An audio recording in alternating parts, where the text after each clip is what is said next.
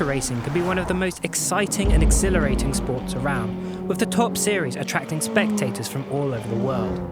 With an average of 80 million viewers tuning into each F1 race and a team of 130 people to make it happen, how does Richard Hammond's workshop capture some of this magic with a crew just a tenth of the size?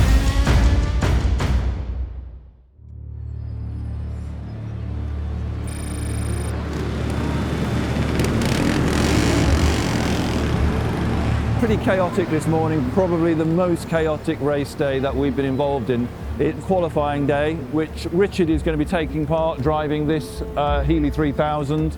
By all accounts, it's a bit of a beast to drive. Now, today, qualifying, he's got to do a requisite number of laps. It's the first time, I think, that Richard is going to be driving this car in earnest. So I'm not sure how he's feeling. I'm guessing he's feeling quite nervous because obviously Richard has done huge amounts of track time, but driving as a racing driver as opposed to a TV stunt driver essentially is very different. From our point of view, in terms of following the story, we love these race days because essentially we do just follow the story. It's happening, we don't have to produce in any way. The energy on these days is absolutely brilliant. In terms of our crew, we are hardly, we're not set up to be drive to survive. We're sort of quite small, streamlined crew, but we have been following racing for about 3 years now, so we're quite, we're reasonably well versed in what we do. Today we've got 3 cameras. 2 of those cameras will always be following Richard. Quite early, it's still about 8:30, so it's an early start for us, so it's quite frenetic. The qualifying starts, I think, 10:13. So at the moment, Richard is over in the race truck, getting some extra tuition on Silverstone track in terms of where to take the corners. That's one of the things that he's always said he struggles a little bit with, knowing tracks. So we're looking forward to a really, really exciting day. We don't know what's going to happen. We're hoping that Richard obviously puts in a great performance. So let's see. Across the weekend, Richard and his mentor, Patrick Blakeney Edwards, will participate in a qualifying session on the Friday before competing in a 50-minute race on the Sunday. All of the action happening out on the track is licensed exclusively to a third party, meaning an agreement will have to be made to use their footage. However, this did mean the team could focus all of their attention on what was happening in the pits and in the car. We've just rigged the car with 4 GoPros, and what they're going to do is they're going to capture the in-car of Richard driving around the track in the Healey. It's my job to make sure they're all carded, they're all battery packed, because the worst thing that can happen is we're halfway through and goes, what does no SD mean? Or what does no power mean? So yeah, so it's really important that I get that right and that these are all ready to go. We've basically got one here pointed towards Richard. That's obviously basically like our master shot. Then we have one pointed towards where he's driving, so just in front. One on the rear, that one's an over-the-shoulder shot, which looks quite nice. We just want a little bit of variety and just to try and capture as much as we possibly can inside the car. Usually we might do exteriors, but because it's a race car and we're going to get footage, coverage around the track, that won't be needed, and that would be a little bit dangerous as well. Getting good video is only half the battle. If your audience can't understand what's being said, they will struggle to follow what is happening. Wireless lav microphones work great for capturing out-of-car action, but overcoming the noise in a race car is more of a challenge. Today, as well as the in-cars running, we've put in a recorder that's going to record off the helmet and hopefully tie in nicely with the GoPro shots. There's a transmitter in there as well, so you can keep an eye just before it goes out. And then when it comes past the pit wall, we should be able to pick it up. If there's any words of wisdom, pick it up as it fly past and go out. But with the recorder on there, that'll be running all the time. So hopefully we'll be golden. Everything running smoothly on the day relies heavily on what pre-production is done. Before the team can even think about switching on their cameras, the right paperwork, permissions, insurance and licenses all need to be in place. So we we've been here all morning, and to get here was quite a long journey. This is quite a big race. Normally when we come here, there's not that many people here, but there's a lot of members of the public, so there's extra things that we need to take care of. Everything was fine this morning, but yeah, the setup was quite a lot. We've been working through the whole series to get him here because he's had to upgrade his license, so we've had all of that. I've got a coordinator, Tommy, who is wonderful, and we work really closely together, booking hotels, make sure everyone's happy, fed and watered. Obviously, I work with our health and safety advisors to do the risk assessment. So it's been a little bit of a journey getting Richard into this car. Obviously, we do the MGB and other series. This series, we've had to step it up, so he's had to upgrade his license. So he's done a couple of extra races, and then he did a bit of marshalling, which was really cool. It was very last minute. He marshaled about 3 weeks ago, so very, very close. But yeah, great. And he's had a fantastic day today, which is always awesome.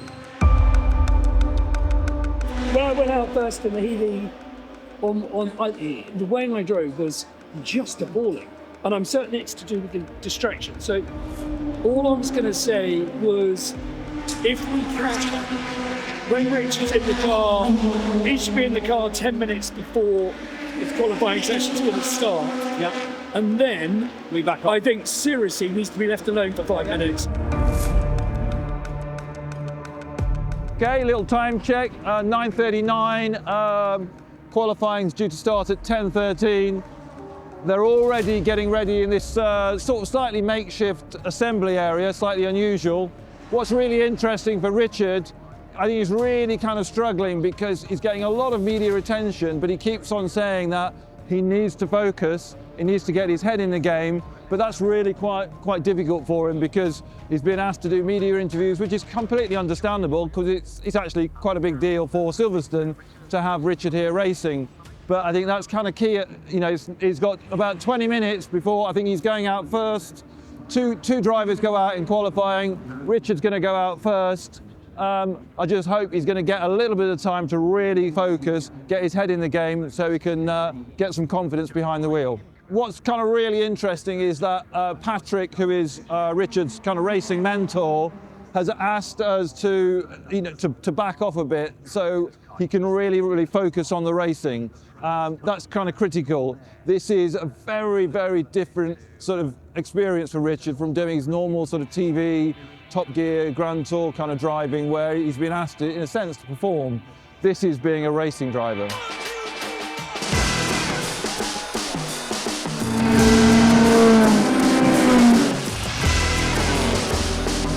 Once out on track, you have to trust that all the prep work has been done correctly and that all the cameras have sufficient card space and power.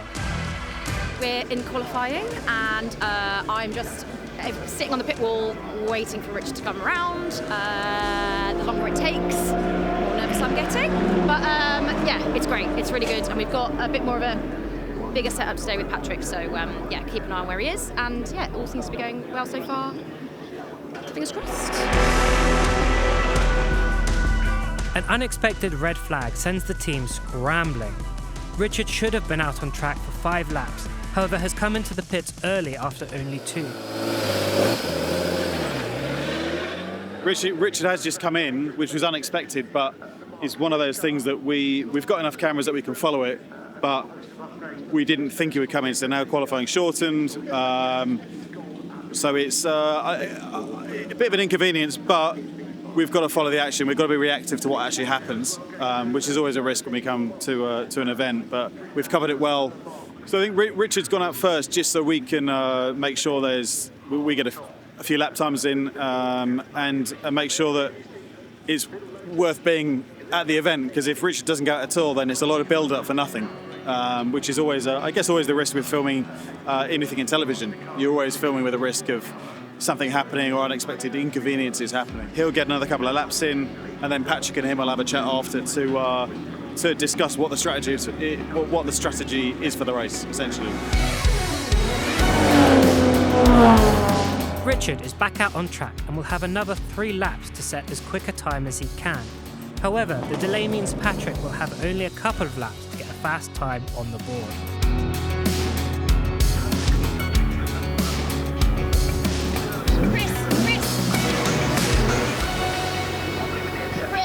He's sick.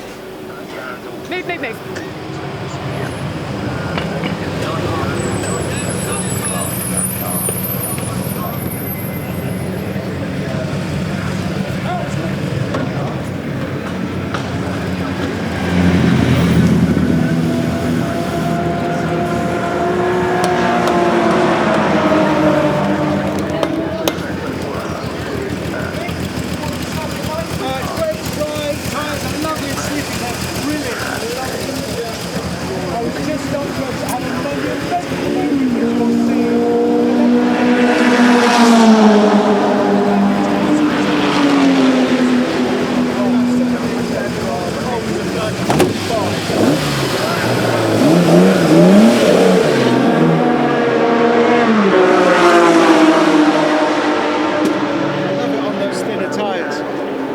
just but then I started showboating and went off.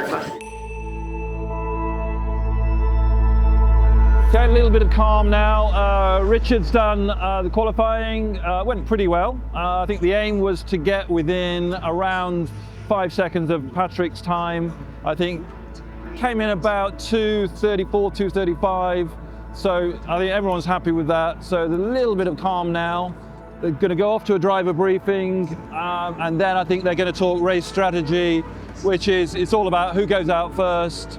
And for Richard, again, big step up. So that strategy chat is really important, as in, you know, will Richard go off to begin with from the start? You know, how much traffic does he want to be in? That's the sort of thing that they're going to talk through. But obviously Patrick, massively experienced, is in perfect hands. To find out what happens in the race and to keep up with the other antics at the smallest cog, click the link in the description below to watch Richard Hammond's workshop on Discovery+. See you over there.